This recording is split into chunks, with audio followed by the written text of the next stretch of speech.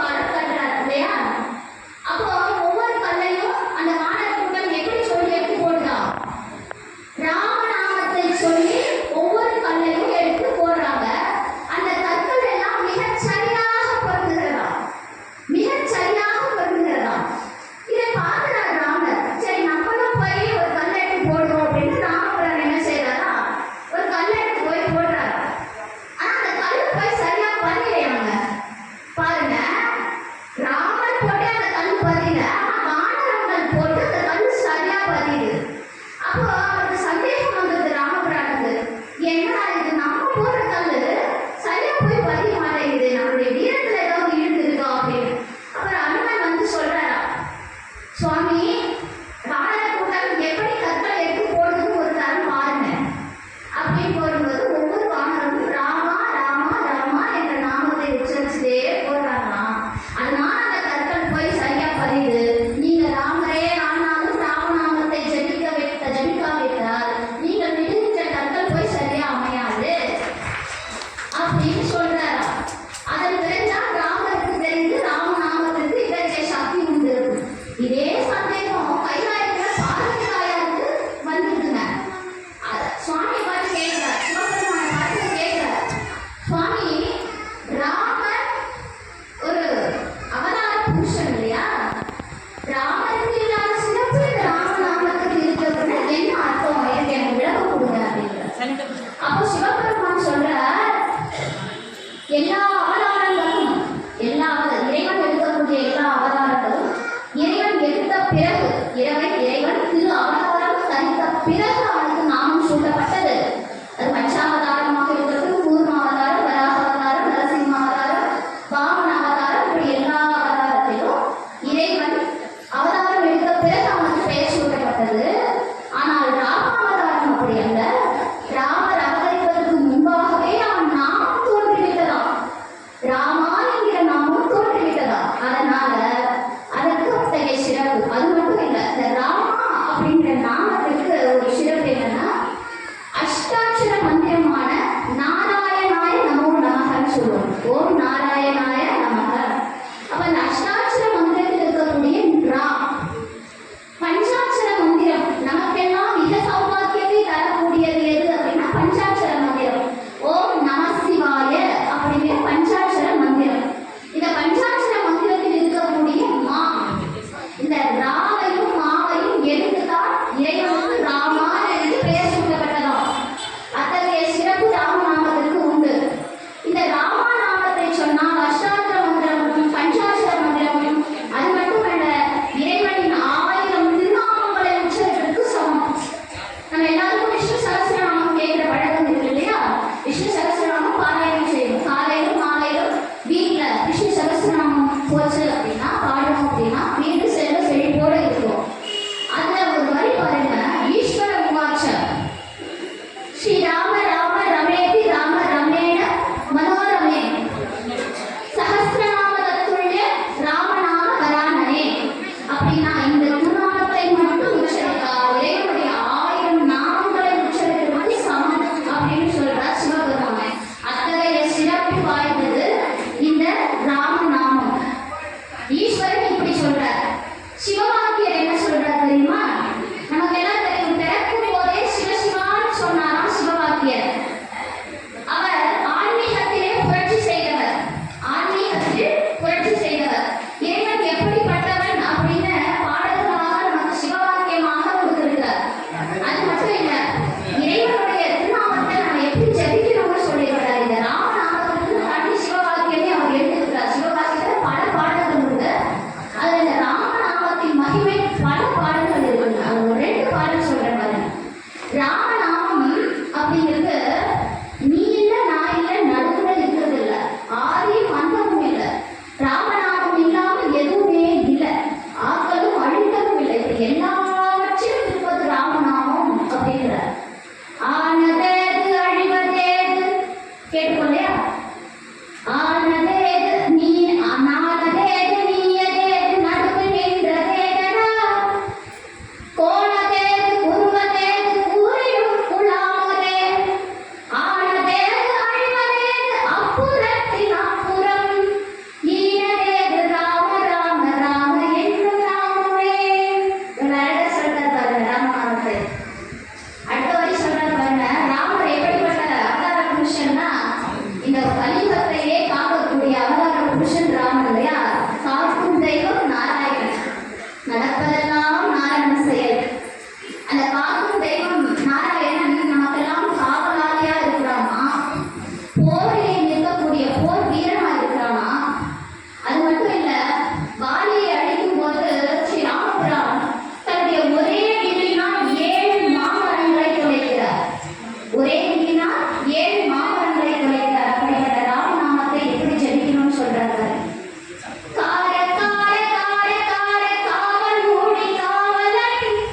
போற போற போற போற போரி நின்ற புண்ணியன் மாற மாற மாற மாற மரங்கள் ஏழும் எய்த ஸ்ரீராம ராம ராம ராம ராம என்னும் நாமமே.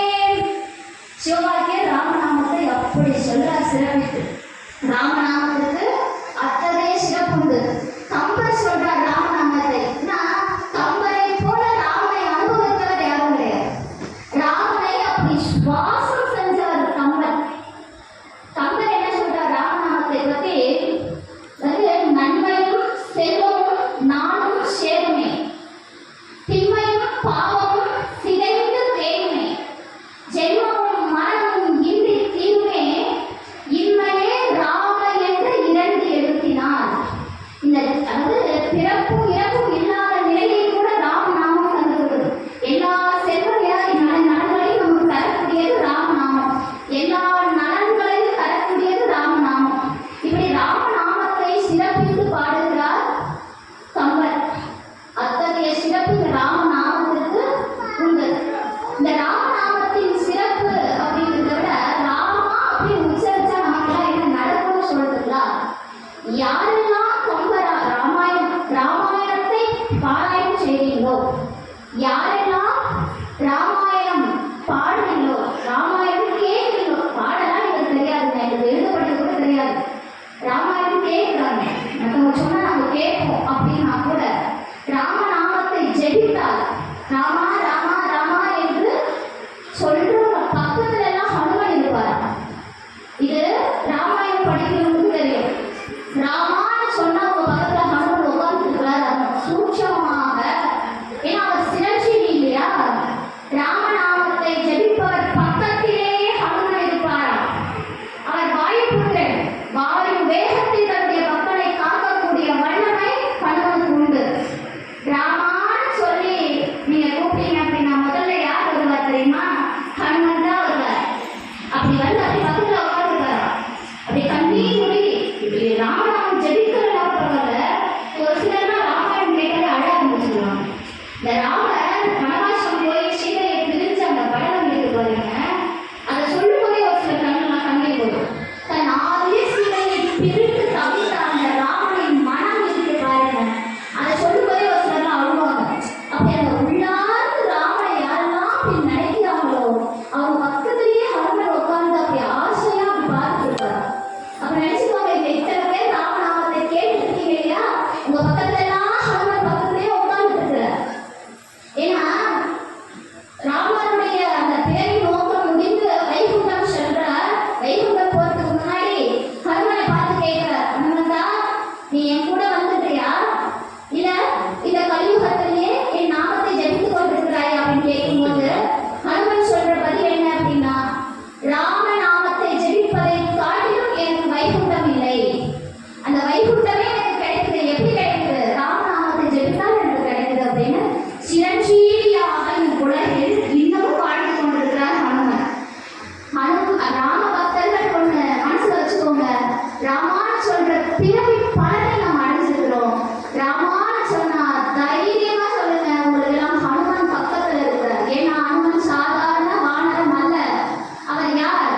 சிவபெருமானின் ருத்ர வடிவம் தாங்கியவர். இவ்வுலகில் இருக்கக்கூடிய எல்லா சக்திக்கும் அப்பாற்பட்டவர். அவருடைய விஸ்வரூபத்தை பார்த்தாலே நமக்கு தெரியும் அவர் எப்படிப்பட்ட வல்லமை வாய்ந்தவர். அத்தனை சக்தி பொருந்தியவர். ராமநாமம் ஜெபிக்கக்கூடியவர்களை கண் இமை போல காப்பார் இல்லையா? அந்த அளவுக்கு இந்த ராமநாமத்திற்கு சிறப்பு உண்டு. இந்த ராமாயணம் வந்து என்ன சொல்லுது அப்படின்னா, அதர்மம் அழிக்கப்பட வேண்டும், தர்மம் காக்கப்பட வேண்டும். அதர்மம் அப்படிங்கிறது என்ன அப்படின்னா, மனசு அளவுல கூட தவறுகளை நினைக்காது இருக்கிறது. ராமன் சாதாரண பிறப்பு அல்ல. இப்ப எல்லாரும் நமக்கு ஒரு கஷ்டம் வருதுன்னா கஷ்டம் தான் கடவுளே பார்க்கிறோம் இல்லையா? நம்ம சந்தோஷமா இருக்கும் போதெல்லாம் கடவுளை நினைக்கிறது கூட கிடையாது. ஏதாவது ஒரு கஷ்டம் அப்படின்னா கடவுளே அப்படின்னு, அதுலயும் ஒரு சிலர் வந்து என்ன பண்ணுவாங்கன்னா இறைவனையே நிந்திக்கிறது உண்டு. இறைவா நான் இதெல்லாம் செஞ்சேனே உனக்கு, ஏன்னா நமக்கு எல்லாமே எதுக்கு கடவுள் எதுவும் இல்லை பாருங்க, உனக்கு இதெல்லாம் செஞ்சேன் நீ எனக்கு சோதிச்சிட்டியே அப்படின்றது. அப்படின்னு நம்மள நீ என்னப்பா நீ கடவுள் உனக்கு எதுவும் தெரியாது, ஆனா நான் மனுஷன் அப்படின்ற நிந்தனை செய்வோம். அப்போ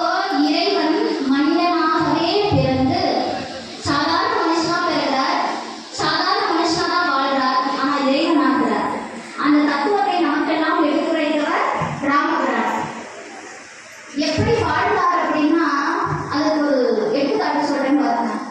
ராமச்சந்திரமூர்த்தி ஏகபத்தினி விரதம் எல்லாருக்கும் தெரியும். ஒரு சமயம் ஷீலா பிராட்டியார் வந்து திருமணமான பிறகு ஷீலா பிராட்டியாரை கூப்பிட்டு என்னுடைய கால்கள் வலிக்கிறது, காலை அழுத்தி விடு அப்படின்னு சொல்லி ராமர் கேட்கிறார். ஷீலா பிராட்டியார் உடனே போயிட்டு காலை பிடிக்க போறாங்க. சட்டில் பயந்து நிற்கிறார். என்ன காரணம் தெரியல. ராமபுரம் கேட்கிறார், என்னம்மா என்னாச்சு? இல்ல உங்களுடைய திருப்பாதங்கள் பட்டு அகலிலே ஒரு பெண் வெளியே வந்துட்டா. என் கையில வேற நான் கல்லு வச்சு மோதிரம் போட்டிருக்கேன். அந்த கல்லு ஒரு திருப்பாதத்துல பட்டு ஏதாவது ஒரு பெண் அடமா வந்துச்சுன்னா நம்ம கிடையில யாராவது வந்துட்டா என்ன செய்யுது அப்படின்னு சொல்றா. சரி, நான் ராமபுரம் சிரிக்கிறேன். என்னம்மா இப்படி பேசுற? நான் இந்த பிறவிலே ஏகபத்தினி விரதமாக ஏகபத்தினி விரதம்னா சும்மா இவர் மட்டும்தான் என் மனைவின்னு சொல்றது இல்லைங்க. ஏகபத்தினி விரதம் கனவிலும் கூட தன் சிந்தனையிலும் கூட பிற பெண்ணை நினைவாக இருந்தவன் ராமபுரம். யாராவது இருக்க முடியுமா? கிட்டத்தட்ட ராமனா இருக்க முடியுமா தெரியல இல்லையா? அப்படி ராமபுரம் சிந்தனையிலும் பிற பெண்ணை நினைவாக இருந்தவன் ஏகபத்தினி விரதம். அத்தகைய சிறப்பு பொருந்தியவன் ராமச்சந்திரன். நம்ம கேட்கலாம், மனுஷனா பிறகு மனிதனா வாழ்ந்த இறைவன் நிலையை அடையாளம். நம்மலாம் மனுஷனா வாழலையா? இப்போ மனிதனாக பிறகு மனிதனாக வாழ்ந்து இறைவனாக ஆயிட்டான். இப்போ நம்ம மனுஷனா இல்லை அப்படின்னா அதுக்கு ஒரு தனி சிறப்பெல்லாம் இருக்குங்க. அதெல்லாம் நமக்குள்ள வேணும். என்ன அப்படின்னா தர்மங்கள் செய்யணும். தர்மங்கள் செய்யணும். தர்மம் அப்படிங்கிறது எப்பேற்பட்ட தர்மம் அப்படின்னா, நான் செஞ்சேன் தெரியுமா, நான் ஒரு பேருக்கு சாப்பாடு போட்டேன் தெரியுமா, நான் இந்த கோவிலுக்கு இந்த திருப்பணி செஞ்சேன் தெரியுமா, என்னால 10 பேர் சாப்பிட்டாங்க தெரியுமா, நான் இந்த பொருளை இவங்களுக்கு வாங்கி கொடுத்தேன் தெரியுமா அப்படின்னு நீ செய்த தர்மத்தை சொல்லக்கூடாது. சொல்றது என்னங்க, நினைக்க கூடாதான். நீ செய்த தர்மத்தை அடுத்த க்ஷணமே மறந்துடு. நீ செய்த தர்மத்தை அடுத்த க்ஷணமே மறந்துடு. ஆனா நீ ஏதாவது தெரியாம கூட ஏதாவது பாவம் பண்ணிட்டு வச்சுக்கோ, அதை வாழ்நாள் முழுக்க நினைச்சு உன்னை தீர்க்கும். இதுதான் சிறந்த தர்மம். அப்படி தர்மமாக வாழ்ந்தவர் ஸ்ரீ ராமச்சந்திரமூர்த்தி. அப்படி அந்த தர்மம் செஞ்சா நமக்கு என்ன பலன் இருக்குது? என்ன பலன் இருக்குது அப்படின்னா சிவபாரதியார் சொல்றார், இந்த தர்மத்துக்கு எத்தகைய சக்தி இருக்குது. ஆடு நாடு தேடியும் ஆடை சேனை தேடியும் கோடி வாசி தேடியும் குறுக்கே வந்து நிற்குமோ? இதெல்லாம் எனக்கு குறுக்க வராதுப்பா. ஓடியிட்ட பிச்சையும் உமக்கு அளித்த தர்மமும் சாடிவிட்ட குதிரை போல் ஓடி வந்து நிற்குமேங்கிறார். தர்மம் எப்படி வருமா? சாடிவிட்ட குதிரை போல ஓடி வருமா? அத்தகைய வல்லமை தர்மத்துக்கு உண்டு. நம்ம எல்லாம் மகாபாரதம் படிச்சிருக்கோமா? மகாபாரதத்துல குருஷேத்திர போர் ரொம்ப முக்கியமான இடம். மகாபாரதத்திலே ஒரு டர்னிங் பாயிண்ட் இல்லையா? அதுல கர்ணன் நம்ம எல்லாம் மனுஷன் பார்க்கிறோம் இல்லையா?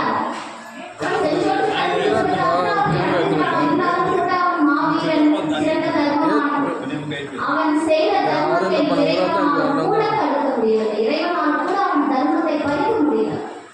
குருஷேத்திர போர்ல மொத்தத்தையும் மறைக்கிறான்.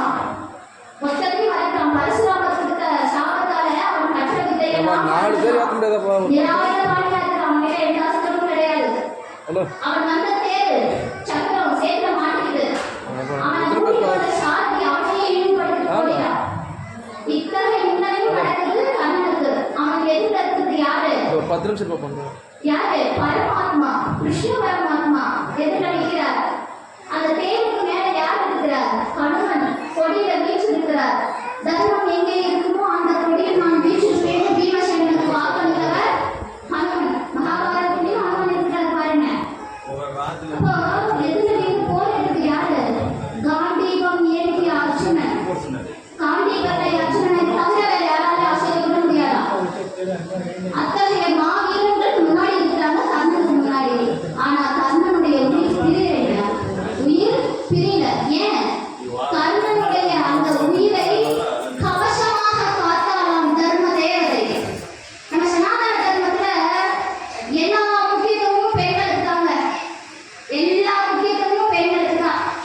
ஆதி பராசக்தியாக பெண்களை தான் போடுறோம். மகாலட்சுமியாக பெண்களை தான் போட்டுகிறோம். தர்ம தேவதையாக பெண்களை தான் போட்டுகிறோம். ஏன்? அந்த நாராயணனை கூட முன்னாடி அவன் பொண்டாட்டி வச்சுதான் பேசணும். ஸ்ரீமன் நாராயணன் தான் சொல்லுவோம்.